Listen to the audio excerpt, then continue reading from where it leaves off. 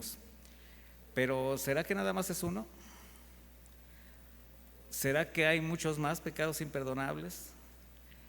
¿Será que todos hemos caído en una situación que compromete nuestra integridad?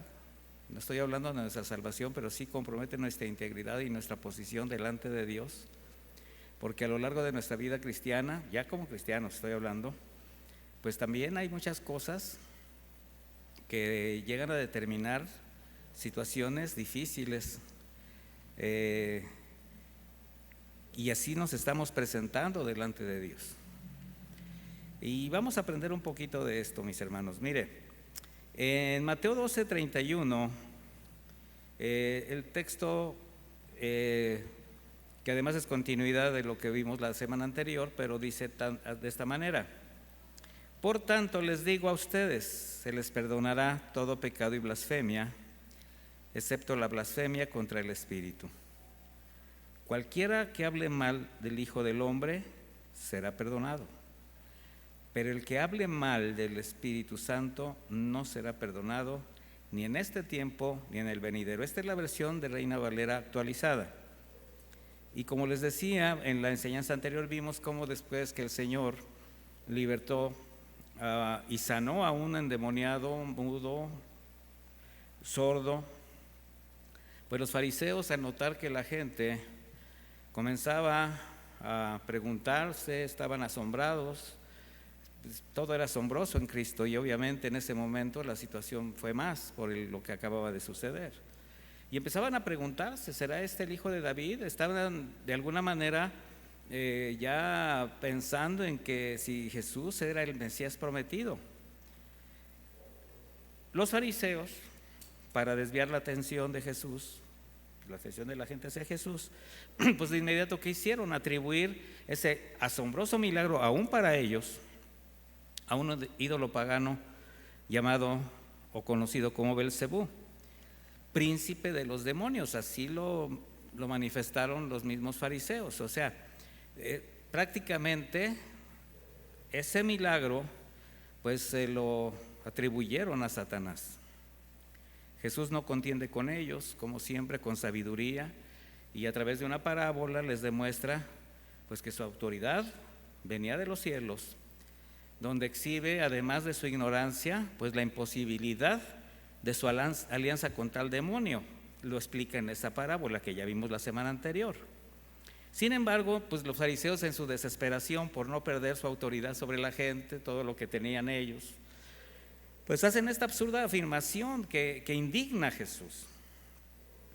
Y por ello les hacen una seria advertencia, que debe ser considerada seriamente, mis hermanos, por todo aquel que dice creer en Dios. Los fariseos decían creer en Dios y realmente creían en Dios, pero obviamente ellos tenían una forma pues por su sistema religioso, pues su manera de creer en Dios estaba enmarcada en esas creencias. Y el Señor les dice, ¿cuál es la advertencia, verdad? Que la blasfemia en contra del Espíritu Santo jamás podría ser perdonada. Podemos considerarlo como un pecado imperdonable. Pero aquí cabe una pregunta, mis hermanos. ¿Cómo puede haber un pecado imperdonable? No estoy cuestionando las palabras de Jesús, estoy llevándolos a una explicación que nos va a llevar precisamente a esta advertencia. ¿Cómo puede haber un pecado imperdonable si sabemos que la redención en Cristo es la provisión de gracia de Dios, que Dios el Señor por su amor, por su misericordia extendió al hombre para que fuese posible reconciliarlo con Él? Una obra suficiente para cubrir todo pecado, eso lo sabemos, ¿sí o no? La obra de Cristo cubre todo pecado, toda transgresión que nos separe de Dios. Esto trae implícito el perdón absoluto de todos los pecados y la salvación del alma de quien, convencido de su condición pecaminosa, pues delante de Dios se arrepiente. O sea, ese es el Evangelio. En Isaías 1:18 dice el Señor: vengan ahora, pónganse a cuenta, si sus pecados fueran como la grana, se pondrán blancos como la nieve. Si son rojos como el carmesí, se pondrán blancos como la lana. Isaías 43:25 también dice: yo y nadie más, yo soy el que borra tus rebeliones, porque así soy yo, y no volveré a acordarme de tus pecados. Bueno, todas esas son las pruebas de lo que representa la redención en Cristo Jesús. Además, con el nuevo nacimiento, los creyentes somos sellados por el Espíritu Santo. ¿Sí sabía eso? Y esa es la garantía que le pertenecemos al Señor. El mismo Espíritu Santo, en el nuevo nacimiento, a partir de ahí comienza en cada uno el proceso de la santificación, donde nos sigue, o sea, sigue convenciendo a los redimidos de pecado, de justicia, de juicio, llevándolos a reconocer toda transgresión, o sea, llevándolos al reconocimiento de todo pecado, de toda falta, ¿verdad? Confesarlo para que recupere su relación con Dios y se ponga cuentas con Él. Dice primera de Juan 1:9: si confesamos nuestros pecados, Él es fiel y justo para perdonar nuestros pecados y limpiarnos de toda maldad. Esto ya es bajo la gracia. Bueno, así es como el Espíritu Santo va formando el carácter de Jesús, que va a permitir a los redimidos, a nosotros, a los creyentes, pues la vida de pureza, la vida de santidad que el Señor demanda a sus hijos. Entonces, si la sangre de Cristo lava el pecado, si el perdón del Padre cubre todo pecado, transgresión, toda blasfemia, ¿por qué hay un pecado imperdonable? A eso es a lo que vamos.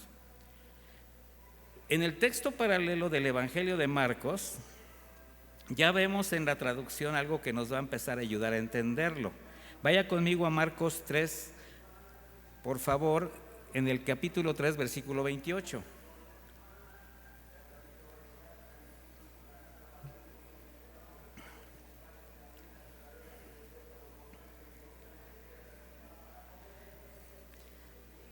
Hace 15 días o 3 semanas estaba yo escuchando la transmisión y mandé un mensaje. Digo, ¿por qué se escucha tanto ruido? Y me dice, no es que está pasando el panadero. Digo, pues ahorita digo, es que se escucha en la transmisión. Así que mis hermanos, si escuchan en la transmisión, hay un panadero afuera vendiendo pan. Mateo 3:28. Y me sigue por todas partes además. Bueno, Mateo 3:28. De cierto les digo que a todos ustedes se les perdonará todo pecado y toda blasfemia. Pero el que blasfeme contra el Espíritu Santo jamás será perdonado, sino que será culpable de un pecado eterno.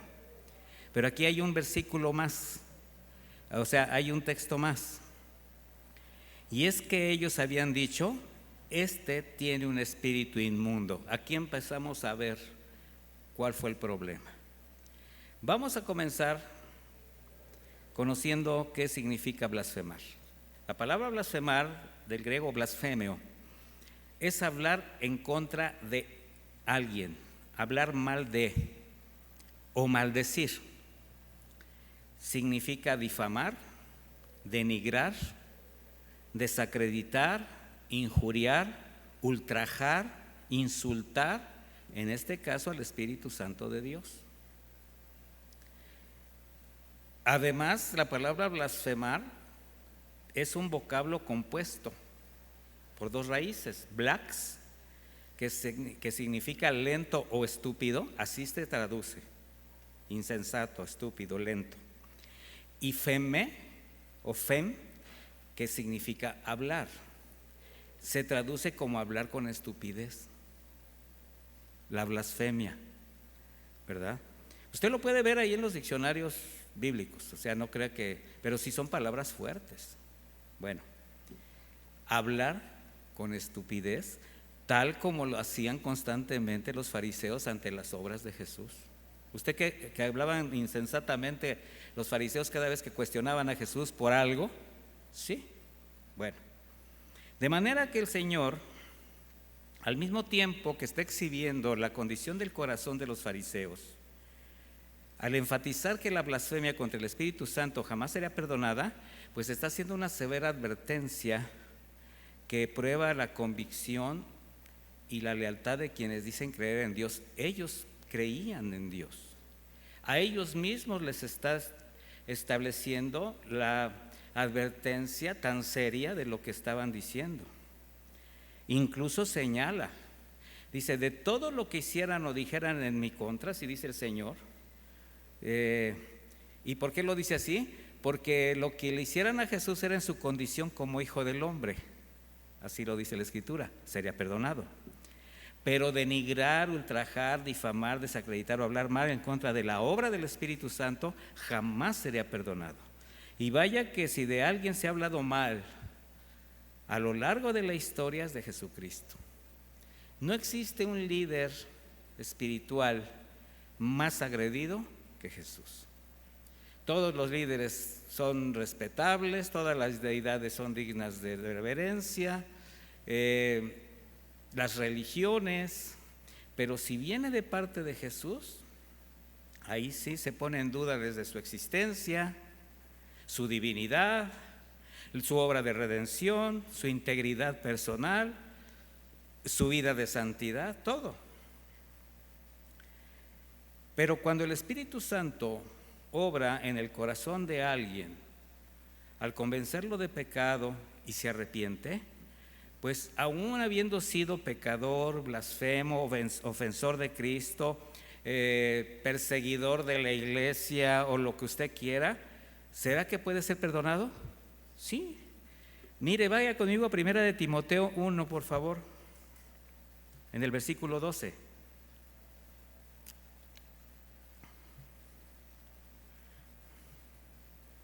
Y es el apóstol Pablo hablando su experiencia. Dice, doy gracias a Cristo Jesús nuestro Señor, que me fortaleció, porque me consideró fiel al ponerme en el ministerio. Aun cuando antes yo había sido, fíjese, blasfemo. ¿Usted cree que Pablo sabía lo que significaba blasfemar? ¿Sí? Y él dice, habiendo yo sido blasfemo, perseguidor, injuriador, pero fui tratado con misericordia, porque lo hice por ignorancia en incredulidad. Bueno, ¿qué está enfatizando Pablo con estas palabras? Primero, su gratitud por haber hallado gracia delante del Señor, que con todo su condición pecaminosa fue llegado a ser considerado fiel para ponerlo en el ministerio. Pero aclara algo bien importante, mis hermanos, lo hice, dice, por ignorancia en incredulidad. ¿Quién se identifica con esto?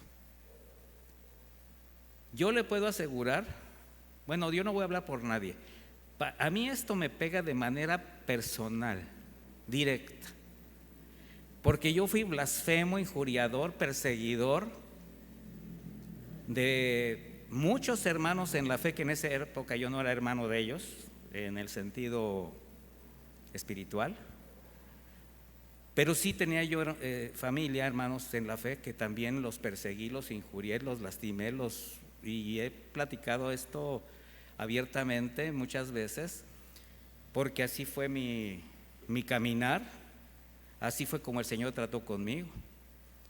Y literalmente cuando yo leí esto por primera vez me quebrantó, porque después de haber sido todo lo que yo hice, de haber hecho lo que hice, mire, si un día hay oportunidad así en una forma personal que quieran platicar acerca de esto, no tengo ningún problema en platicárselos. Pero no se imagina la cantidad de cosas que yo hice en contra de quien se decía cristiano, aún mi propia familia. Entonces, la ignorancia de Pablo del Evangelio y su lealtad a una religión recalcitrante lo convirtió en un detractor de Cristo y de su iglesia. Sin embargo, él no fue rebelde a la visión celestial, como se lo dijo al rey Agripa. Él no fue rebelde al llamado de Jesús cuando el Señor ahí en ese camino a Damasco lo tira, usted sabe la historia, y lo ciega Y finalmente Pablo entiende contra quién estaba peleando. Sin embargo, mis hermanos, esta es la parte de la persona que recibe al Señor, que no es rebelde. Pero cuando, a pesar de conocer, a pesar de las evidencias que uno puede llegar a ver de la verdad de Dios, el enemigo, el príncipe de este mundo, aún gobierna el corazón. Aunque esa persona aparente caminar con Dios, su manera de pensar, su manera de vivir serán conforme a la influencia del maligno. Y ese era el caso de los fariseos. Ellos no tenían una revelación de Cristo a su corazón. Por la dureza de su corazón, por ese entendimiento entenebrecido, al acusar a Jesús de echar demonios y sanar en el nombre de Belcebú, no percibían que ellos mismos eran movidos por ese espíritu inmundo y perverso que atribuían a Jesús para hacer sus milagros. O sea, sus propios detractores estaban influenciados por el demonio que decían era el que hacía los milagros, y eso era una blasfemia en contra de Dios. El apóstol Pablo a los corintios les dice en 1 Corintios 12:2, yo se lo leo: ustedes saben que cuando no eran creyentes eran arrastrados a los ídolos mudos, por tanto quiero que sepan que nadie que hable por el Espíritu de Dios puede maldecir a Jesús, y nadie puede llamar Señor a Jesús si no es por el Espíritu Santo. O sea que hasta para que tú realmente reconozcas a Cristo como Señor, como Salvador, ¿qué necesitas? Que sea el Espíritu Santo el que haya cambiado tus convicciones. De ahí los constantes y graves señalamientos que Jesús hacía hacia los religiosos de su época, porque al estar buscando solamente defender su autoridad y su poder por el pueblo, pues no les importaban los medios. En una ocasión, en el Evangelio de Juan 8:44, si usted quiere ir ahí, si no yo se lo voy a leer, les dice: ustedes son de su padre el diablo. ¿Qué palabras? ¿A usted alguien le ha dicho así? No, ¿verdad? Bueno, Jesús se lo dijo a los fariseos. Dice: y quieren cumplir con los deseos de su padre, quien desde el principio ha sido un homicida. No se mantiene en la verdad porque no hay verdad en él. Cuando habla mentira, habla de lo que es propio, porque es mentiroso y padre de la mentira. Y luego también los acusa: y ustedes siempre están buscando la manera de matarme. Y todavía los fariseos dijeron: ¿nosotros? Bueno, cuando alguien lo descubren, lo primero que hace es así como hacerse el sorprendido. ¿A quién lo han agarrado? ¿Verdad? Y que de repente: ¿yo? ¿Sí? ¿Tú? ¿Verdad? Bueno, los fariseos, los escribas, los sacerdotes, se oponían y agredían a Jesús porque, además de no apegarse a sus reglas religiosas, llámese Talmud, que a conveniencia imponía incluso por encima de la ley, el Talmud lo ponían por encima de la Torá, pues el énfasis del ministerio de Jesús y sus enseñanzas, ¿en qué consistían? En el amor a Dios, en la obediencia a sus mandamientos, en la misericordia hacia los semejantes.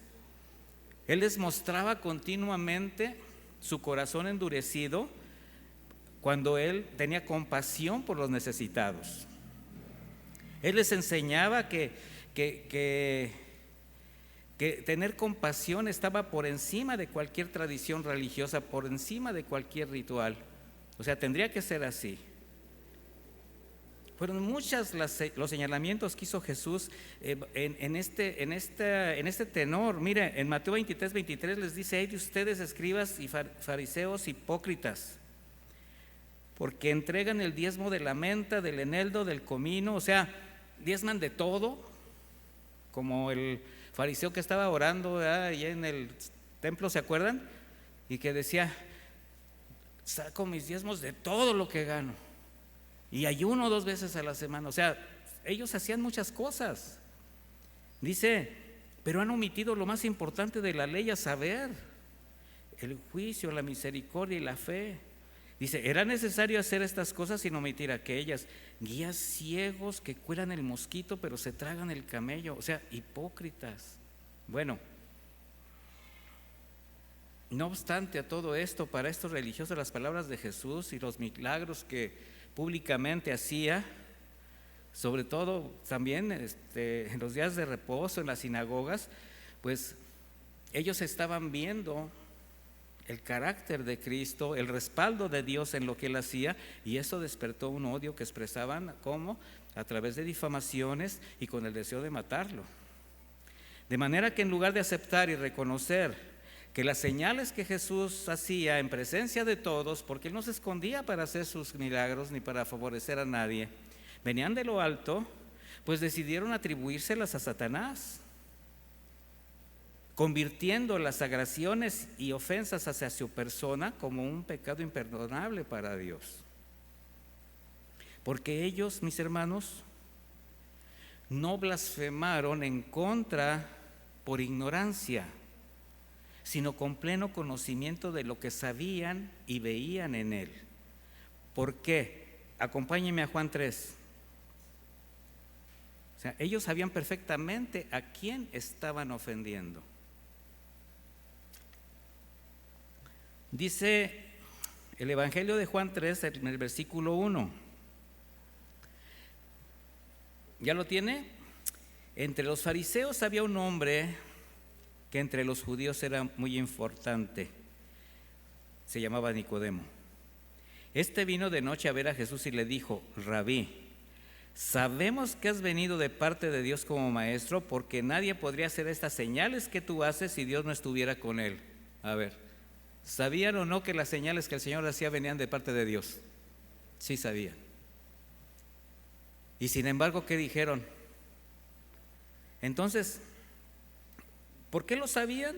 Pues porque tenían suficientes pruebas de la divinidad, de la autoridad, del poder de Jesucristo. Mire, ellos habían escuchado el testimonio de Juan el Bautista, que además era un profeta que ellos respetaban, incluso temían. Pero ellos escucharon el testimonio que Juan Bautista hizo de Jesús como Cordero de Dios que vino a lavar el pecado del mundo.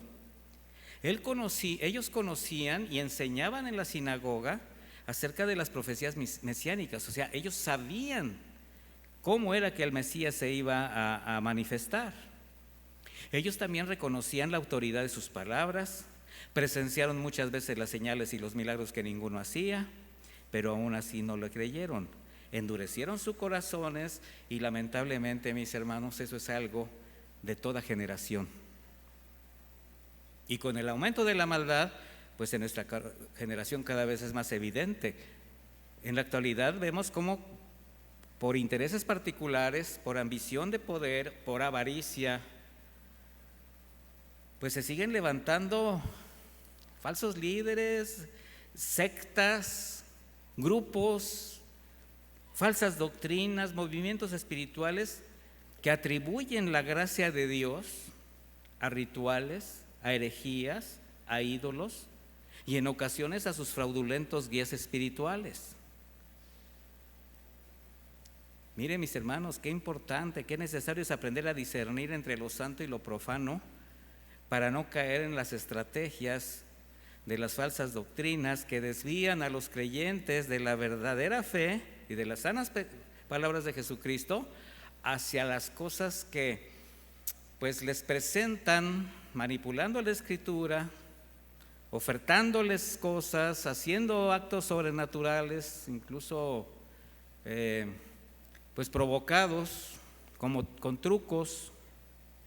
Por eso el Señor dijo: cuídense de los falsos profetas que vienen a ustedes disfrazados de ovejas, pero por dentro son lobos rapaces. Esto lo dijo en Mateo 7:15.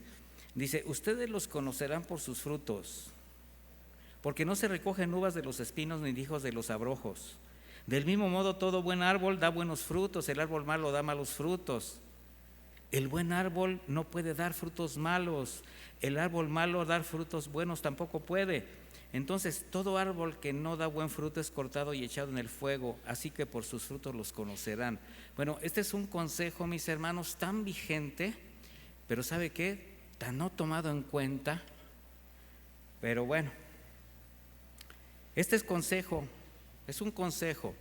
Si lo que tú escuchas en el lugar donde te congregues, donde tú estés, no te lleva a la convicción de pecado y al arrepentimiento, y te deja bajo el gobierno del pecado, a través de mensajes ligeros, manipulados, permisivos, que solamente exalten tu ego y que justifiquen tu actual manera de pensar y de vivir, cuidado. Así, peligro. Porque ese es el riesgo de tener una religión sin Cristo, mis hermanos, como la de los fariseos. Una gran religión, pero sin Cristo.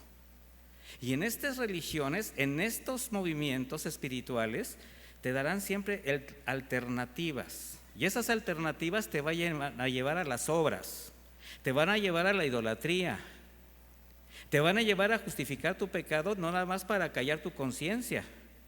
Y eso, mis hermanos, significa blasfemar en contra del Espíritu de Dios. Porque tú le vas a estar atribuyendo las cosas que hizo el Señor en esa cruz a los ídolos, a las tradiciones, a las religiones. Aclarando algo, y esto va a ser más fuerte un poquito. Estas prácticas no solamente se encuentran en la religión tradicional, porque de inmediato así como que tú dices, ya, no, mi hermano. Tampoco solamente están en las doctrinas orientales y las grandes sectas que se dicen cristianas, como los roselistas o los santos de los últimos días, luz del mundo, pare de sufrir X. No solamente, mis hermanos. De manera especial, tú vas a encontrar este tipo de situaciones en congregaciones cristianas donde se enfatiza la prosperidad, donde se abusa de los dones espirituales, o hay una dependencia a reformadas y de recalcitrantes reglamentaciones que solamente llevan al abuso de la gracia. En todos estos espacios tú vas a encontrar que te van a desviar hacia las obras, hacia reglamentos, hacia circunstancias. Y te van a desviar la mirada de Cristo. Ahora, ¿qué es lo que hace el pecado? El pecado te lleva a desafiar a Dios, así como en el Edén. Te lleva a tomar decisiones, aunque conozcas que estás fuera de su orden, porque eso sucedió en el Edén. Ellos sabían que estaban fuera del orden de Dios, desobedecieron deliberadamente. El pecado te lleva a negarte a reconocer tus faltas, a desobedecer su voluntad, pero se arregla. ¿Con qué? Con el arrepentimiento y el perdón de Dios. Allí el Señor derrama su misericordia, su gracia y te quita esa esclavitud del pecado y te da la vida eterna, sí. Pero ¿cuándo se hace imperdonable todo esto? Cuando, menospreciando la obra del Espíritu Santo, se atribuye la salvación, el favor de Dios y la permanencia en la fe, pues a cualquier doctrina, argumento, obra o recurso humano. Cuando te cuesta trabajo ganar el favor de Dios, tú necesitas hacer algo para que el favor de Dios se derrame en tu vida. Tú dime, ¿necesitas hacer alguna obra física? ¿Entregar algo que no sea tu corazón o tu obediencia y tu fe? Estamos hablando de dos cosas muy diferentes. Bueno, todas estas tipos de creencias, de doctrinas, te llevan a las obras, te llevan a los recursos. Tú entrega, tú da, para que el Señor voltee los ojos, para que el Señor te bendiga, de la manera como sea. Por ello, quien rechaza el don inmerecido de la gracia de Dios en Cristo Jesús, ¿qué está haciendo? Está blasfemando en contra del Espíritu Santo. Y para esa persona no hay perdón ni ahora ni en lo porvenir. ¿Por qué? Porque ha rechazado la gracia en Cristo Jesús. Y alguien que se muere, que pierde su vida fuera de la gracia del Señor, ¿cuál es su destino? La condenación. Usted sabe el versículo Juan 3:16. De tal manera amó Dios al mundo que ha dado a su Hijo unigénito para que todo aquel que en él cree no se pierda, sino que tenga vida eterna. Pero dice el 17, porque Dios no envió a su Hijo al mundo para condenar al mundo, sino para que el mundo sea salvo por él. Pero también sigue en el 18, el que en él cree no es condenado, pero el que no cree ya ha sido condenado porque no ha creído en el nombre del unigénito Hijo de Dios. Entonces, ¿hay pecados imperdonables? ¿Hay un pecado imperdonable? Sí, pero ¿habrá pecados que estén fuera del control del Señor o que estén fuera de su gracia? Como el homicidio, por ejemplo. No. Moisés, David, Pablo, todos ellos fueron culpables de asesinato, ahora sería asesinato premeditado, culposo, pero al arrepentirse, con sinceridad, con quebranto, ¿qué recibieron? El perdón de Dios. El adulterio será, bueno, si consideramos a David, a la mujer que fue sorprendida en adulterio, a la mujer samaritana, que después de esa severa confrontación que cada uno tuvo de su pecado, ¿a qué procedieron? A arrepentirse.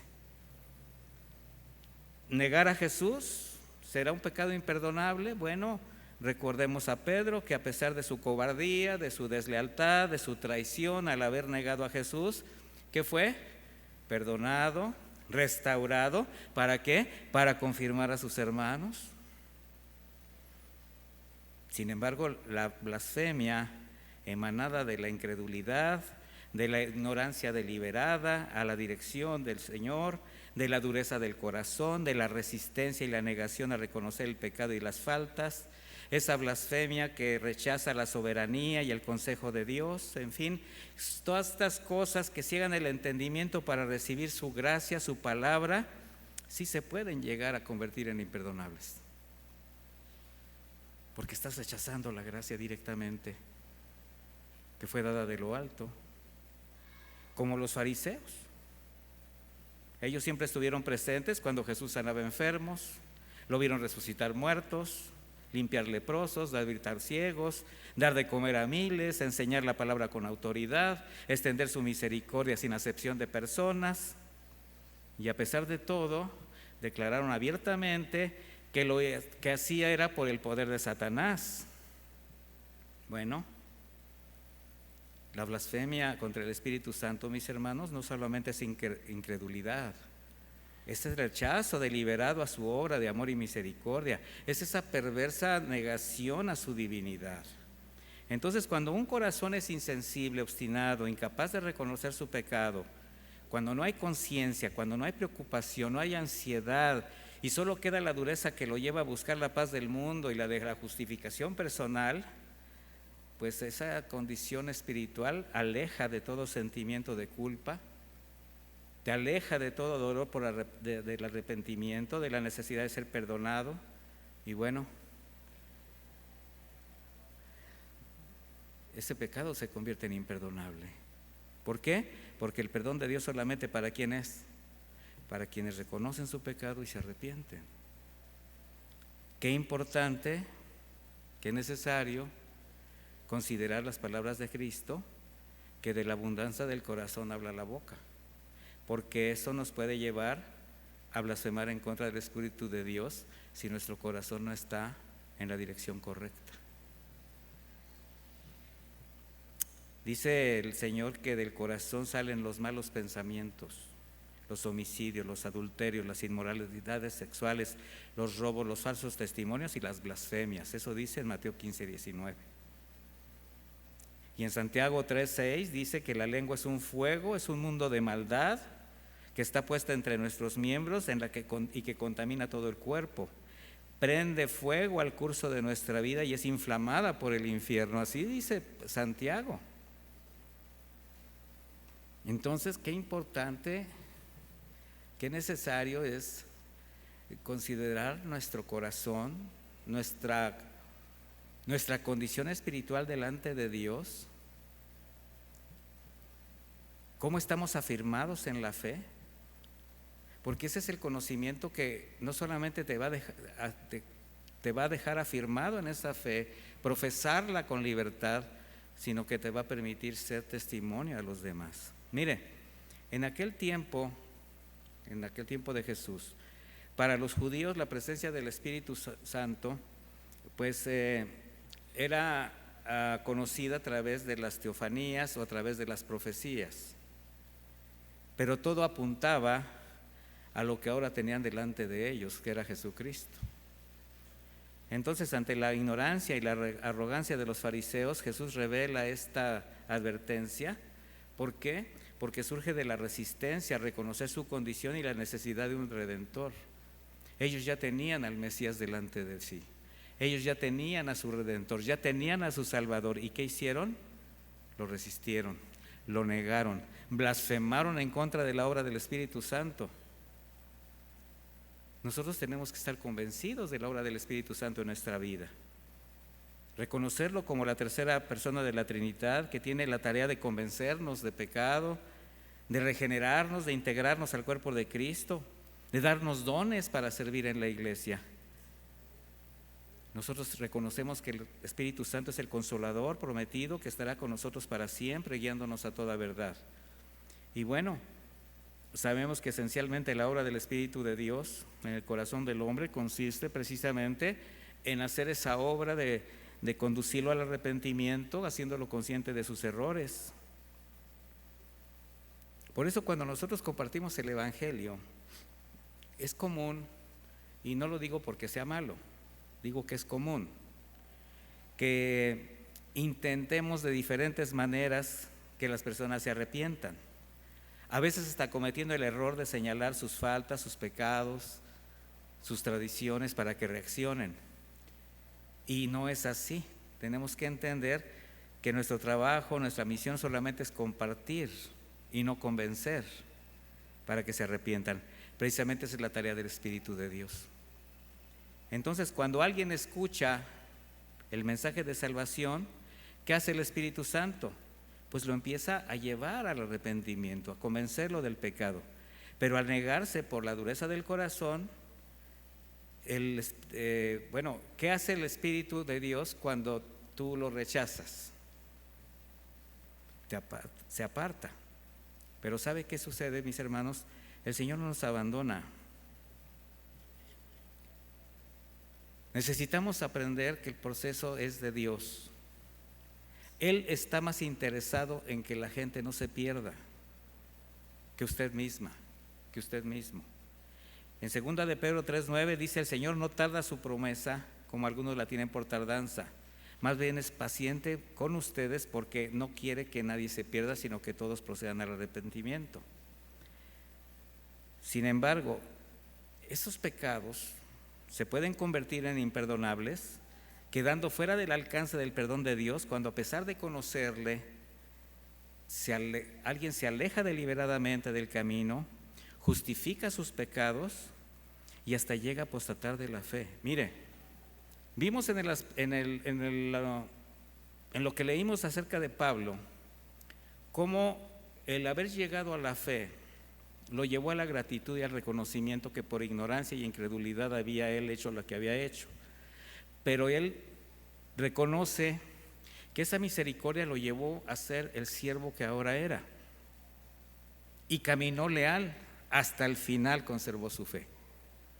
Bueno, hay quienes están al contrario, comienzan bien y terminan mal. Allí es cuando nosotros empezamos a ver hermanos o personas que consideramos hermanos que en una condición espiritual tan difícil, tan terrible de apostasía, que blasfeman en contra del Espíritu de Dios, que ya no están dispuestos a arrepentirse cuando son confrontados con la verdad del Señor, y entonces esa condición también se convierte en una condición muy difícil para ellos. Dice Hebreos 10:26: porque si pecamos voluntariamente después de haber recibido el conocimiento de la verdad, ya no queda más sacrificio por el pecado, sino una horrenda expectativa de juicio y de fuego ardiente que ha de devorar a los adversarios. O sea, ya queda en una condición muy delicada. Ahora, ¿tendrá la oportunidad de arrepentirse? ¿Qué cree? Sí, mientras hay vida y esperanza. Pero también será que todos somos propensos a blasfemar en contra del Espíritu Santo. ¿Qué cree? Sí, somos propensos. ¿Alguien no se ha enojado con Dios? Esta es una pregunta que yo hago y normalmente se quedan así como, ¿alguien no se ha decepcionado de Dios? ¿Alguien no ha dicho algo en contra de Dios porque las cosas no le han funcionado? ¿Alguien no ha hablado mal del Espíritu de Dios? Bueno, mis hermanos, es importante guardar el corazón para que no se endurezca, porque cuando se endurece, pues esa blasfemia se puede llegar a convertir en un pecado que nos puede llevar a una situación difícil. Porque cuando el Señor permite las cosas, cuando el Señor permite algo, ahí es donde prueba nuestra fe, y ahí es cuando nosotros tenemos que, ahora sí que demostrar, o más bien mostrar realmente dónde estamos parados, en quién creemos. Primero, para afirmarnos en la fe. Segundo, para no dirigir todas esas bendiciones espirituales que tenemos en el Señor a otras entidades que no tienen que ver nada con Él. Nada de que fue gracias a esto, fue gracias a aquello, fue gracias a algo que yo hice. Mis hermanos, aprendamos a ser agradecidos con Dios, a darle a Él toda la gloria, toda la honra, y entender que todo lo que Él permite, de la manera como sea, siempre tiene un propósito, una finalidad. Y sobre todo, mis hermanos, que cuando nosotros cumplimos con nuestra parte, pues Él es justo y fiel, no solamente para perdonarnos, sino también para ponernos en otros lugares, en otras circunstancias, porque Él es bueno y fiel para con nosotros. Entonces, si alguno de nosotros, si alguno en alguna ocasión se ha llegado a molestar tanto con Dios que pudiera ser que haya blasfemado, no se ponga a temblar. No es llevarlo cara a cara con la condenación, no, mi hermano. Recuerde que la blasfemia contra el Espíritu Santo significa acreditarle el poder milagroso, la misericordia de Dios a otras entidades que no sea Él mismo. Pero sí tenemos que tener mucho cuidado en la manera como nosotros llevamos nuestra fe, porque nosotros también podemos ser propensos a hablar cosas que no tenemos que hablar, a decir cosas que pueden incluso hacer tropezar a nuestros hermanos, cuando tendríamos que ser los primeros en tener una afirmación de nuestra fe y convicción de a quién seguimos y a quién creemos. Entonces, ¿hay un pecado imperdonable? Sí, ya sabemos cuál es. Hay muchos pecados, muchos otros pecados que son perdonables, sí, bajo la gracia de Dios, cuando hay reconocimiento de esa falta, cuando hay arrepentimiento y cuando el perdón de Dios pues nos abraza y nos vuelve a poner de pie. Acompáñame a hacer una oración, por favor.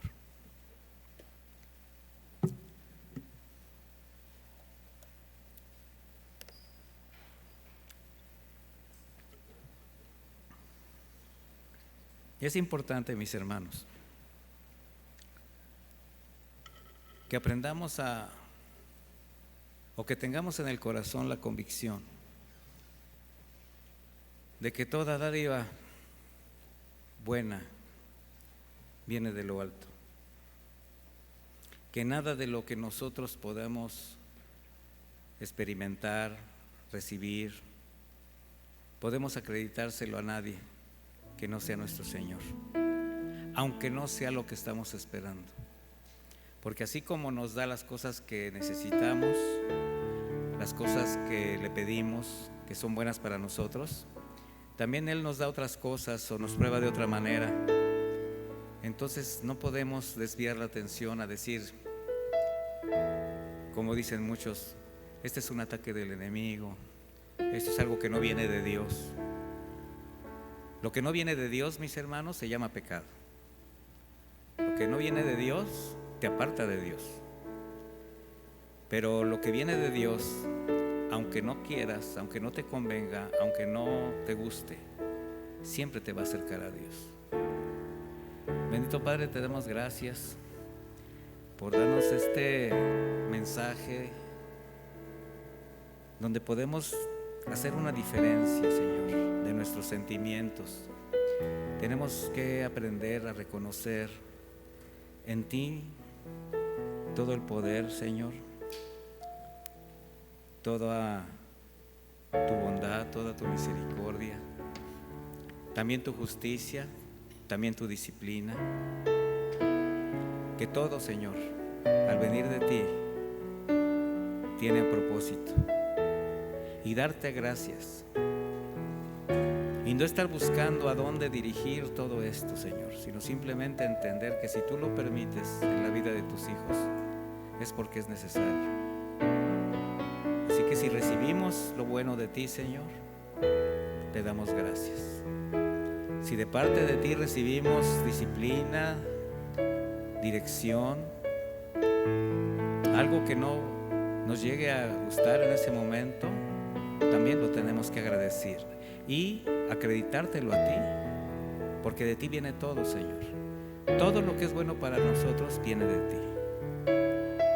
Y no blasfemar, Señor, de la obra del Espíritu Santo en nuestra vida, que solamente lo que Él hace es conducirnos a la verdad. Así que muchísimas gracias, Padre, en el nombre de Jesús.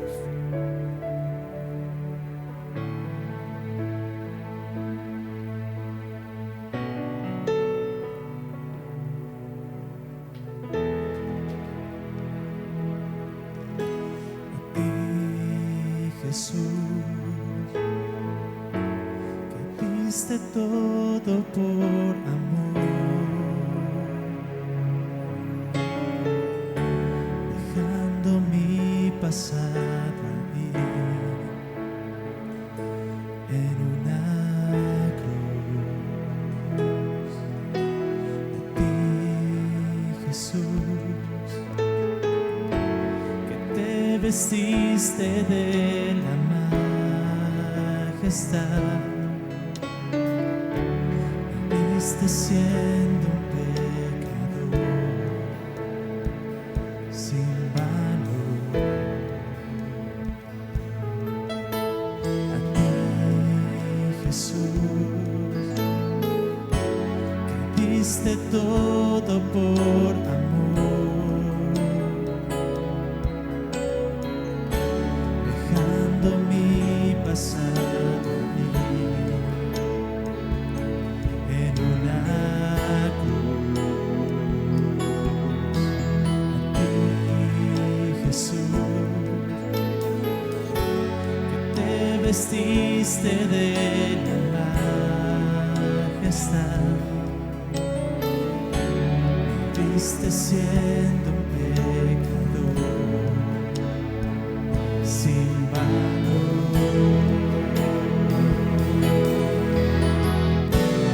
¿Cómo yo podré pagar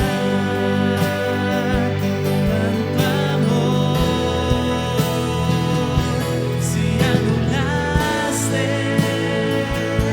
todo el decreto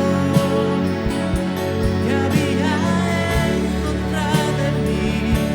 Tú lo clavaste en una cruz y despojaste a principados y potestades, los exhibiste en una cruz, me diste luz, Jesús.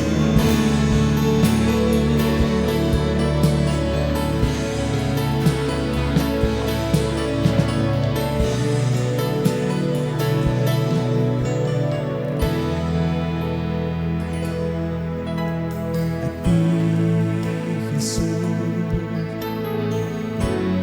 que diste todo por amor, dejando mi pasado en una cruz. A ti, Jesús,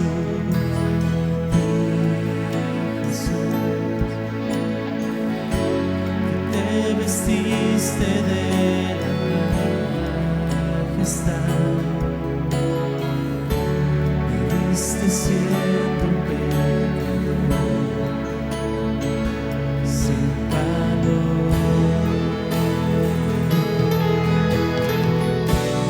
¿Cómo yo poder pagar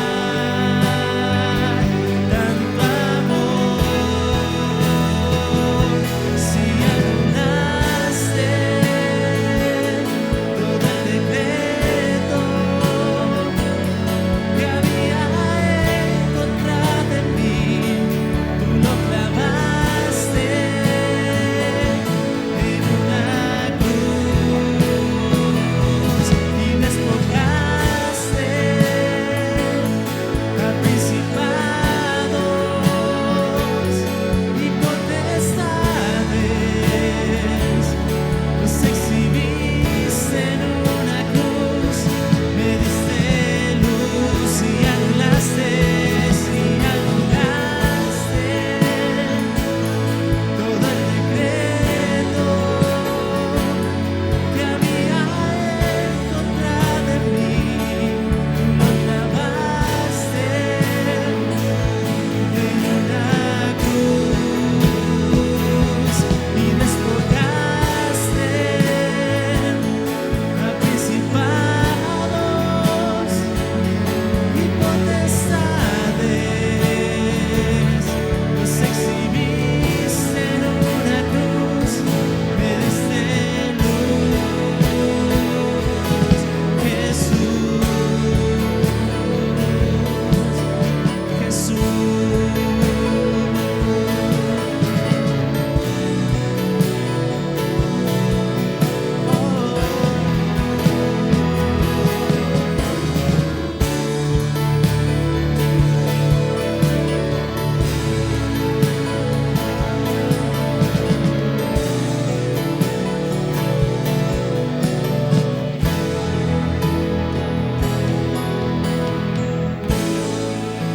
Amén. Dale ese fuerte aplauso a Jesús.